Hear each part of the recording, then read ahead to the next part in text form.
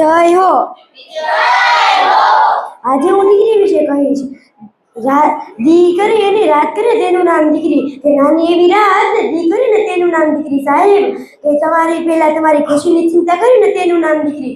કે બોલવાથી તો આખી દુનિયા સમજી જાય, કે બોલવાથી તો આખી દુનિયા સમજી જાય, પણ તમે ચૂપ હો ને તો પણ સમજી જાય ને તેનું નામ દીકરી. સાહેબ તમે જો દીકરાને ચંદન કહેતા હોય તો હું દીકરીને કસ્તુરી કહું છું.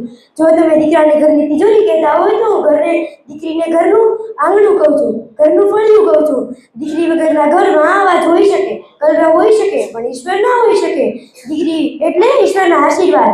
દીકરી એટલે ઈશ્વરના આશીર્વાદ નહીં, ઈશ્વરના આશીર્વાદમાં મળે અમૂલ્ય ભેટ. દીકરી એટલે ઈશ્વરના આશીર્વાદમાં મળે અમૂલ્ય ભેટ. દીકરી એટલે ઈશ્વરના આશીર્વાદમાં મળે અમૂલ્ય ભેટ.